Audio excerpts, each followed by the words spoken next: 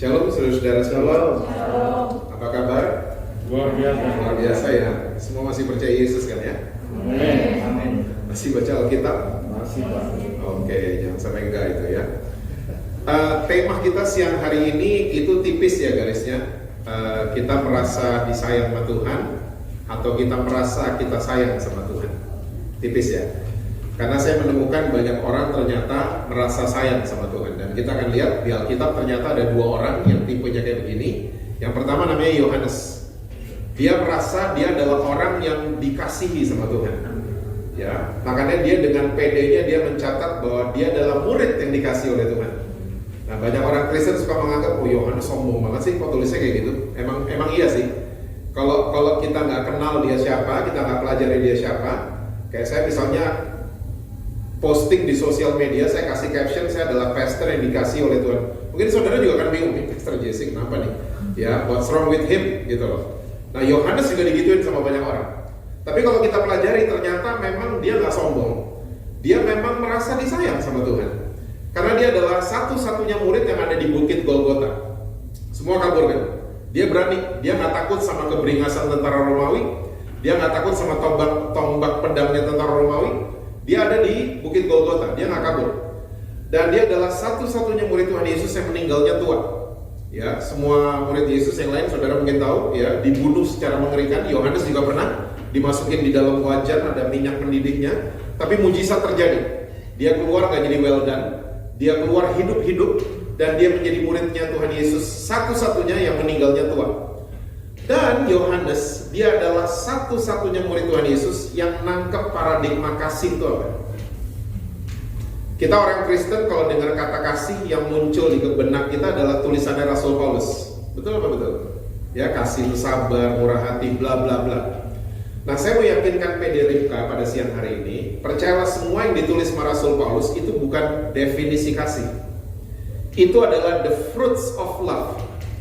Kalau kita ngerti kasih itu apa, akan membuahkan kayak yang Rasul Paulus tulis. Kita akan sabar effortlessly, ya, sabarnya nggak dibuat-buat, pernah dengar?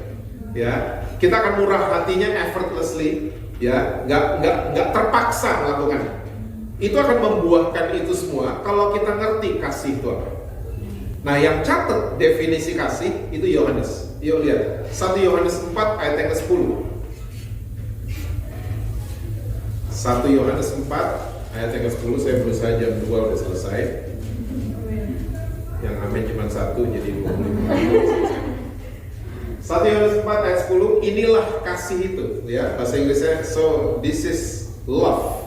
Definition of love. Bukan kita yang telah mengasihi Allah, tapi Allah yang telah mengasihi kita dan yang telah mengutus anaknya sebagai pendamaian bagi dosa-dosa kita. Nah, ini dia. Ya, ternyata definisi kasih ini dia. Bukan kita duluan yang sayang sama Tuhan, tapi Tuhan duluan yang sayang sama kita.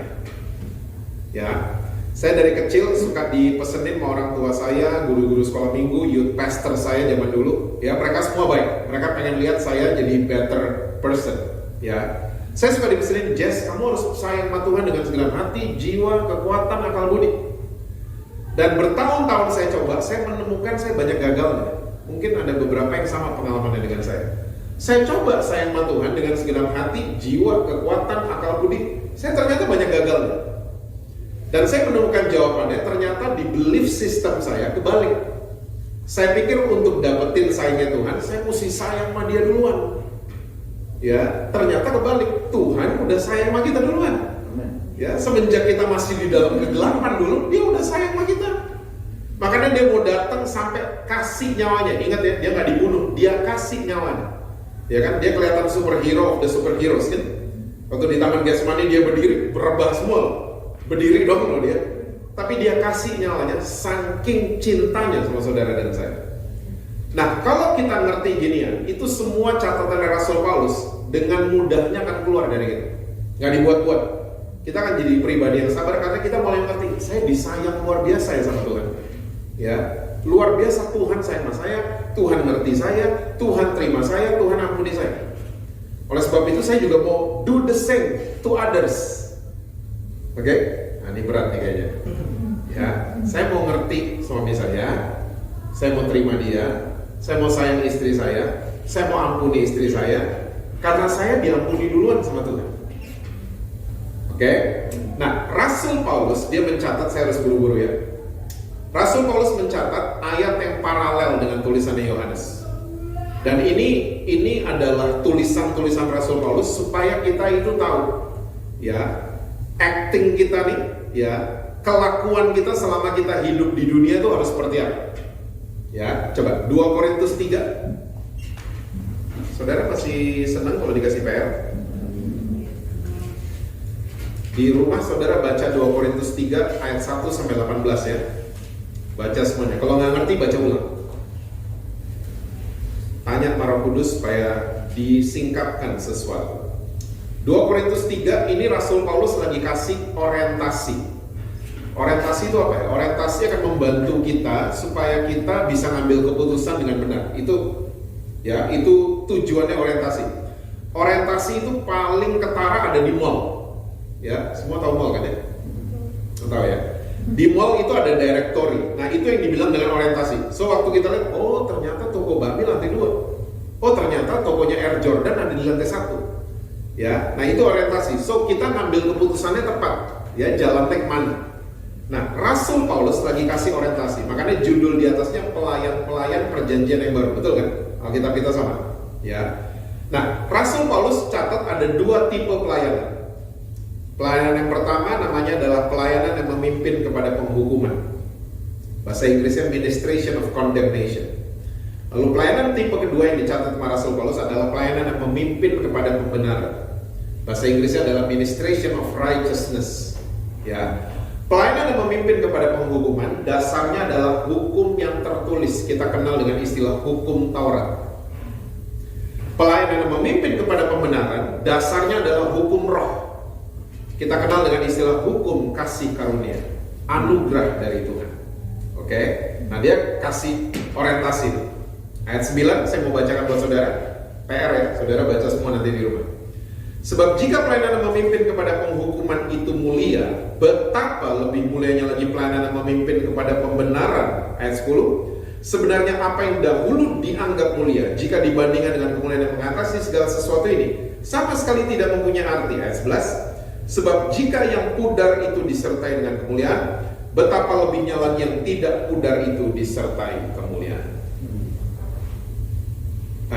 Saudara mungkin mulai bertanya, pelayanan yang memimpin kepada penghukuman artinya apa sih? Saya cerita pengalaman saya aja ya, biar gampang terimanya. Saya dulu waktu muda, itu sekarang juga masih muda sih, ya.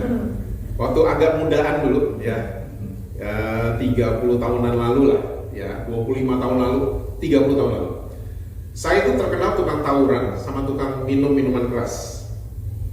Saya pernah minum 8 botol red wine in 2 hours. Sampai teman-teman saya pikir saya udah mati karena udah gak gerak. Ya, 2 jam 8 botol. Botolnya bukan segini-segini ya, botol beneran. Dan saya zaman saya dulu muda, itu sering banget di Jakarta ada KKR. Mungkin masih ingat, ya. Seminggu sekali ada KKR, kebaktian kebangunan rohani. Ya. Nah, saya selalu dalam hati mikir gini, saya ini harus berubah. Oh, ini pasti karena doa-doa orang tua saya. Sebandung-bandungnya saya masih dalam hati masih mikir gitu loh. Ya, saya mesti berubah nih, nggak benar nih kayak gini gitu. Nah, saya mikirnya gini, kebaktian hari Minggu nggak akan merubah saya, karena saya udah terlalu gila waktu itu. Ya, saya berubah pasti kalau ikut KKR. Saya mikirnya gitu. Jadi tiap ada KKR, Jesse Lantang datang. Dan pembicara-pembicara KKR zaman dulu selalu tiap habis firman Tuhan selalu ngomongnya gitu. Yang merasa masih ada dosa, taruh tangan kanan di dada. Saya duluan, nggak peduli makanan kiri. Ya. Terus kalau udah 5 menit gitu biasanya pembicaranya mulai ngintip, yang taruh tangan kanan di dada banyak juga nih. Pembicaranya mulai ngomong gini, coba yang taruh tangan kanan di dada maju ke depan, namanya altar call. Saya lari loh, saya nggak peduli sama yang lain. Ya, saya lari ke depan. Dan you name it, saya udah alamin semua. Saya didoain, muntah-muntah pernah. Didoain, nangis-nangis pernah. Didoain, gedubrak, gak ada yang nadah pernah. Ya, langsung straight to the floor. Ya, didoain, yang nadah saya setengah badan saya size-nya pernah. Jadi waktu saya jatuh dia nggak kuat, dia ketiban, gubrak pernah. Ya, So you name it, semua saya pernah alami. Tapi you know what happened? Lewatin semua KKR demi KKR, ternyata Jesse Lantang gak pernah berubah. Saya balik lagi berantem, saya balik lagi minum, dan seterusnya. Ternyata ini dia yang disebut Rasul Paulus pelayanan yang memimpin kepada penghukuman. Fokus pelayan Tuhannya adalah dosa orang yang dilayani. Masih ada dosa? Nah, kalau ada dosa, taruh tangannya dulu. Fokus pelayannya itu gitu, pengen tahu ada dosa apa enggak, kepo. Tahun-tahun pertama saya pelayanan, ini atas anugerah Tuhan udah 25 tahun aja tiba-tiba tahun ini, ya. Tahun-tahun pertama saya pelayanan, saya kayak gitu modelnya. Ada toko temen nih, gak laku. Lo masih simpen dosa kali? Saya gitu-gitu modelnya. Fokus kita mah dosa. Ya. Ini yang disebut di dalam bahasa Inggris ministration of condemnation. Kita selalu mau condemn orang yang kita layani. Oke? Nah, coba saudara ingat baik-baik, ternyata surga gak pernah gitu loh.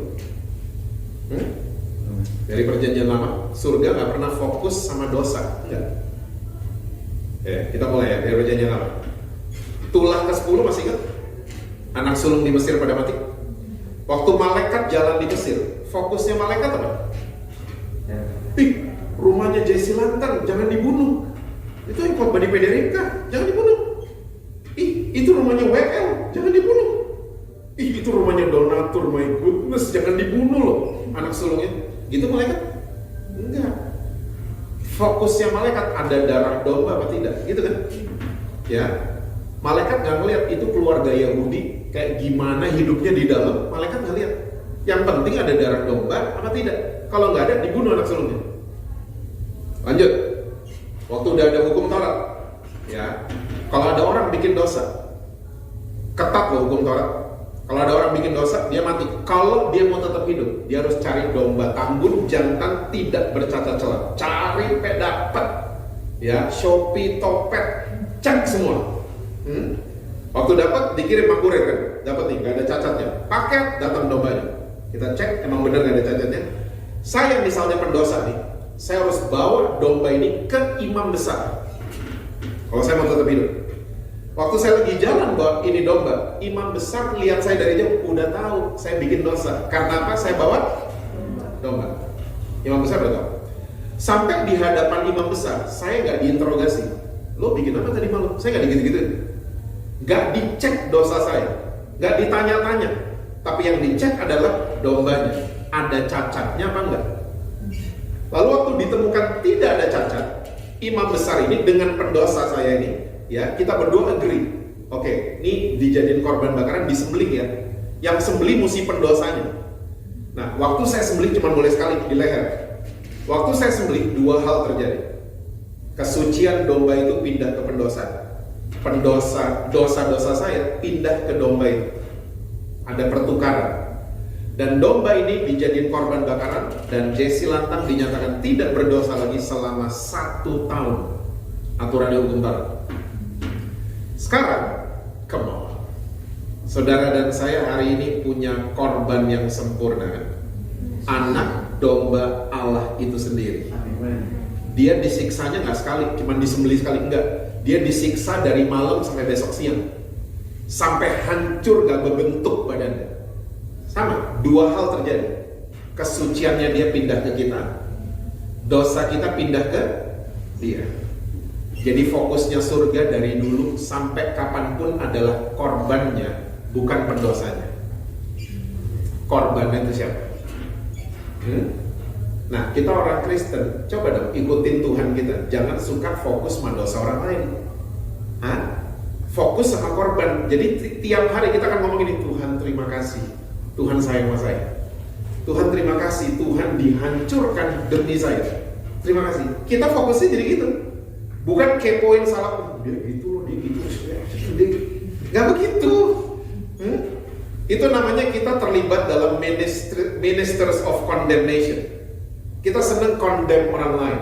Kita senang tunjuk-tunjuk orang lain. Oke? Nah, saya ini diubahkan bukan karena ditunjuk-tunjuk zaman dulu. Saya dirubah karena saya dirangkul, dipeluk. Nah, ini yang disebut sama Rasul Paulus ministration of righteousness. Pelayan Tuhan yang memimpin orang untuk mengalami kebenaran. Dia ketemu kita, dia bukan ngalamin tuduhan, dia ngalamin kebenaran, kebebasan. Ya, dan pelayanan seperti ini dasarnya adalah hukum kasih karunia, hukum roh. Kalau saudara bikin PR, 2 Korintus 3 ayat 17 jelas mengatakan, di mana ada roh Allah, di situ ada kemerdekaan. Justru orang ketemu kita, mereka merdeka dari tuduhan-tuduhan, bahkan dari belenggu mereka. Ya, makanya jangan kaget kalau saudara ketemu saya lagi ketemu sama orang yang rokok, ya, saya ketemu sama orang yang aneh-aneh pokoknya. Tapi saya melihat banyak orang yang ngalamin kemerdekaan justru. Waktu saya nggak tunjuk-tunjuk mereka. So, saya mengajak Pederita untuk saudara-saudara jadi ministers of righteousness. Karena Tuhan sedang membangkitkan pelayan-pelayan Tuhan seperti ini, di kantor, di gedung gereja, dimanapun. Ya, orang yang kasih lihat kasihnya Tuhan ke orang-orang yang berdosa. Ya, mungkin selama ini orang Kristen banyak tunjuk-tunjuk. Percayalah, dunia nggak akan berubah pakai jari kita. Nggak. Saya ngalamin. Kakak saya, ada satu kakak saya ada yang nggak ada rambutnya satu, mungkin saudara tahu. Ya. Antara saya dengan Billy, ada kakak saya satu lagi. Bertahun-tahun nggak pernah mau ke gereja. Ya, bertahun-tahun. Dulu saya sama Billy suka nunjuk-nunjuk dia. Ya, dan kita kalau pulang pelayanan, pulang gereja, kita gitu kan orang Kristen kayak baru turun gunung. Lihat ada keluarga nggak ke gereja, kayaknya kita lihat dia rendah banget kayaknya. Pantes loh, apalah segala macem lah kita. Ya, saudara kok udah lupa gitu. Saya dulu kayak gitu kan. Ya. Nah, satu hari waktu saya makin mengerti anugerah Tuhan, masih makin mengerti karya salib, saya tobat setobat-tobatnya. Tobat saya. Kakak saya yang satu ini demen nonton konser. Ya, dia demen nonton konser di luar negeri dan di dalam negeri. Nah, berapa tahun lalu dia tiba-tiba bilang sama saya, ini Paul McCartney lagi mau manggung nih di Melbourne, kayaknya gue nonton gitu. Saya langsung bilang sama dia, gue ikut. Dia bingung ya saya, lo bukannya tim Hillsong? Iya, gue tim Paul McCartney juga. Gue tau kok lagu-lagunya Let It Be, Hey Jude, Something, semua gue tau, gue ikut. Itu selama Australian trip, dia bingung lihat saya. Dia bingung, karena saya mau ikut nonton konser sama dia. Pulang ke Indonesia, dia ngomong lagi sama saya, singkat cerita, ini bulan depan kayaknya Scorpion mau manggung di Singapura, gue ikut juga. Saya langsung ngomong gitu sama dia, emang lo tahu? Tahu, Always Somewhere, Wind of Change, tahu, gue ikut. Singkat cerita, kakak saya yang satu ini hari ini jadi pribadi yang cinta sama Tuhan Yesus. Dia berubah bukan karena ditunjuk sama Jesse sama Billy, dia berubah bukan karena lihat Jesse dan Billy jalan di atas air, enggak. Dia berubah karena dirangkul. Dia berubah. Ya. So, saya nggak suruh saudara kayak gitu juga. Ya, tapi percayalah, kalau mungkin ada keluarga saudara nggak mau ke gereja, jangan dihakimin. Ya, kalau dia nggak mau ke gereja, nggak usah ajak ke gereja, ajak makan. Ya, waktu dia udah mau duduk makan sama saudara, jangan dihakimin. Lo tadi kok nggak datang ke gereja, jangan digitu-gituin. Ya, ngomong yang lain. Dia suka makanan, ngomongin makanan. Dia suka film, yuk nonton yuk, saya patah, yuk. Ya, dia suka sepak bola, ngomongin sepak bola. Hidup kadang-kadang di atas, kadang-kadang di MU. Ya, batuk. Seperti itu. Saya percaya janji firman Tuhan akan digenapi. Satu orang diselamatkan, seisi rumah Tuhan akan selamatkan. Ya. So jadilah ministers of righteousness. Pelayan-pelayan yang memimpin orang untuk mengalami kebenaran, mengalami kemerdekaan. Itu yang Tuhan mau. Ya. Nah, Yohanes kayak begini. Dia ngerti, makanya saya ngerti. Dia nulis saya murid yang dikasih Tuhan. Dia nggak sombong. Dia sadar betul bahwa dia disayang sama Tuhan. Oke? Next sekarang, yang kedua, Petrus namanya. Petrus adalah murid Yesus yang merasa sayang sama Tuhan, beda sama Yohanes. Ya, dia mau kasih lihat kalau dia sayang sama Tuhan Yesus. Yesus bilang gini, anak manusia akan mati dan bangkit dari ketiga. Saya mau mati juga dong. Petrus, ya dia mau kasih lihat sama 11 yang lain nih, gue deket sama guru, gue deket. Petrus, istilah zaman sekarang kadrun. Tahu kadrun? Kadrun adalah orang-orang yang selalu mau kasih lihat mereka dekat dengan Tuhan. Di Alkitab udah ada Petrus namanya. Ya. Yesus dipegang sama tentara di Taman Getsemani. Siapa yang reaktif duluan? Petrus. Reaksinya ngeri kan? Kayak kadrun, dipotong loh kupingnya Malkus. Ya, dipotong. Tapi waktu sendirian, kadrun banget. Cuman ditanya mak, benar tuh Indonesia, the power of mak. Cuman ditanya, kamu salah satu dari mereka kan? Ya, mereka kenalin karena dialeknya Petrus Galilea, logatnya. Ya, kadrun banget kan? Enggak, dia nyangkal. Kadrun gitu kalau ada sendirian, ketahuan langsung ciut Petrus. Oke? 3 kali dia nyangkal tuh ngeri loh, dosa menyangkal. Ya, saudara jalan sama suami saudara, ya tiba-tiba suami saudara ketemu teman-teman SMA, kenalin nih adik gue, gimana coba? Itu yang namanya nyangkal. Nah, itu nyangkal tuh kayak gitu. Nyangkal tuh ngeri banget loh. Oke, enggak sih nggak kenal sama dia. 3 kali ayam berkokok. Petrus sadar dia salah. Yesus noleh ke dia. Saya percaya Yesus waktu liatin Petrus with full of love. Kalau Yesus liatin Petrus, kalau Yesus gitu-gitu, Petrus udah nggak ada lagi di Alkitab. Mungkin dia udah pindah ke Abdul Muiz, ya, udah nggak ada di Alkitab. Ya, Yesus mati, bangkit di hari yang ketiga. Semua ketemu sama Yesus, Petrus enggak. Baca di Alkitab baik-baik. Dia kucing-kucingan sama Yesus. Akhirnya Yohanes 21. Waktu mereka lagi mancing naik kapal di Danau Tiberias, kapal merapat. Yohanes yang sadar, ada guru gitu, ada Yesus memang di daratan lagi nyiapin breakfast, ya. Semua pada turun, Petrus turun, dia pakai kaos, dia pakai baju, dia nyemplung, dia nggak mau ketemu loh, pengecut nih laki. Beda sama Yohanes kan, ada di bukit Golgota nggak takut, ya, karena Yohanes filled with his love. Petrus nggak, pengecut. Dan Yesus tahu muridnya yang namanya Petrus bukan marinir. Marinir bisa berenang merak ke Bakahuni. Kalau marinir Indonesia lagi anniversary, ya.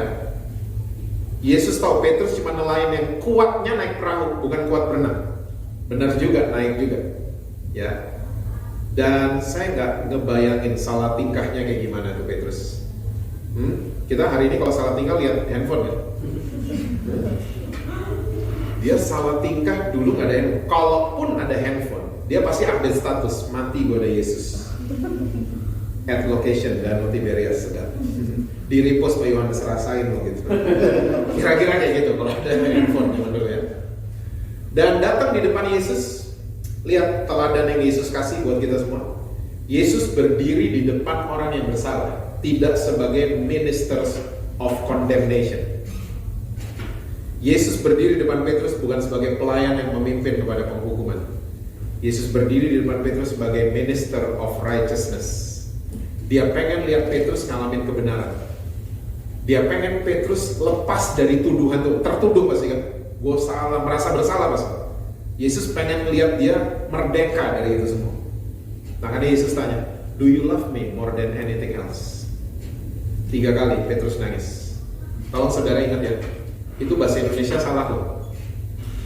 Kata kasih ada 3 di bahasa Yunani, masih ingat? Eros, Filio, Agape. Ternyata yang ditanya Yesus sama Petrus adalah gini, do you agape me or not? Tahu gak jawabannya Petrus? Yes, I filio you. Beda ternyata. Kasih keluar dari mulut Yesus, maka kasih yang keluar dari mulut Petrus beda. Iyalah, saya sahabat kok. Kan kita 3,5 tahun jalan bareng, main bareng, makan bareng, pelayanan bareng, ya musir setan bareng. Kita bareng selalu. Ya, jadi Petrus menganggap Yesus sahabatnya dia. Ditanya sampai 3 kali, Petrus akhirnya ngerti dan dia nangis sejadi-jadinya. Dia yang ngerti standar kasihnya dia beda sama Yesus. Dia baru ngerti kalau dia diterima apa adanya, dia diterima tanpa syarat, dia diampuni tanpa syarat, agape. Makanya Yesus pesan, oke, if you love me, gembalakanlah domba-domba. Menggembalakan domba-dombanya Tuhan Yesus mesti pakai kasih agape. Kita mesti jadi minister of righteousness, bukan pakai jari gitu. Gini lo gitu, bukan gitu. Ya, kita tahu akhirnya Petrus berubah.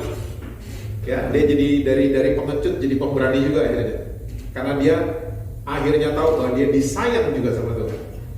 So jangan jadi kadrun Kristen. Ya, mau kasih lihat kemana-mana, gue sayang, lihat nih gue kebaktian, lihat nih gue pelayanan. Jangan gitu-gitu. Biasa-biasa aja. Ya, justru kasih lihat saya disayang sama Tuhan. Saya diampuni, saya mau ampuni kamu. Ya, saya dimengerti sama Tuhan, saya mau ngerti kamu.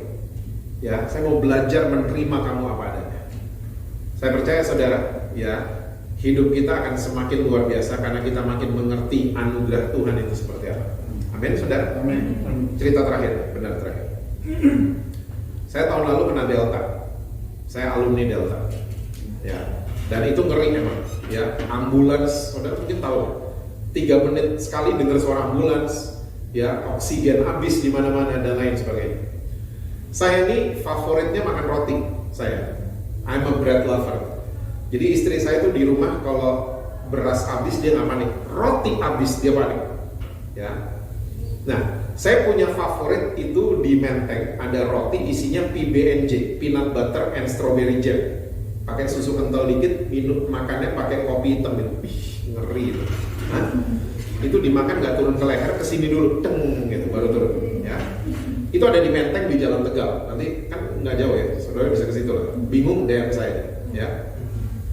Waktu saya lagi isoman, istri saya pesenin itu roti PB&J 2, ya, 2 tangkap gitu dipesenin. Saya makan, nggak habis loh, nggak habis. Istri saya bilang, kok nggak habis? Biasanya nggak sampai 5 menit tuh roti udah habis sama kamu. Ya, kayak taruh ayam di kolam piranha, nggak sampai 5 menit habis tuh ayam. Ya, nah sembuh dari COVID, puji Tuhan, saya tarik satu pelajaran. Waktu ada virus His Righteousness namanya di dalam saya, ya, bahwa saya dibenarkan oleh Tuhan Yesus. Ya, waktu ada virus COVID di dalam saya, ya, COVID dulu kita bahas. Itu roti favorit saya bisa habis. Roti favorit, padahal ada virus COVID. Sama. Waktu ada righteousness virus di dalam kita, dosa enak ya? Dosa enak lagi. Yang ngomong gak enak mungkin saudara mesti cek ke dokter sedikit ya. Dosa tuh enak, menarik, dosa tuh menarik. Tapi tiba-tiba kita bisa nggak pengen. Karena nggak pengen sama nggak mau itu beda. Nggak mau seringkali kader, nggak mau, laki orang nggak mau, bini orang nggak mau. Hati-hati. Ngomong-ngomong nggak mau, kita cuma narik perhatian aja. Pengen dilihat orang, wah, suci lo hidupnya. Jangan gitu-gitu. Karena orang yang bilang-bilang nggak mau, bisa mau satu hari. Ya, karena kita meninggikan diri. Tapi kalau nggak pengen itu beda. Nggak pengen kayak kapanpun nggak pengen, kayak saya sama kodok. Orang nawarin, nih suike enak banget, masaknya pakai ini. Saya ngebayangin dia hidup, nggak jadi, nggak mau. Semua binatang begini dia miring, aduh nggak banget, matanya setengah, nggak banget. Terus kodok dibalik kodok, aduh nggak banget. Saya mau kodok sampai kapan nggak akan pengen saya mau kodok. Nah sama, dosa boleh menarik, tapi tiba-tiba kita nggak pengen. Disitulah nama Tuhan ditinggikan. Bukan saya, tapi Tuhan di dalam saya yang membuat saya nggak pengen bikin dosa lagi. Ya, merasalah disayang sama Tuhan, hidup kita akan banyak berubahnya dan akan merubah orang-orang di sekitar kita. Amin. Tuhan berkati saudara-saudara semua, selalu sukses, harmonis, dan rekening bank selalu penuh buat saudara.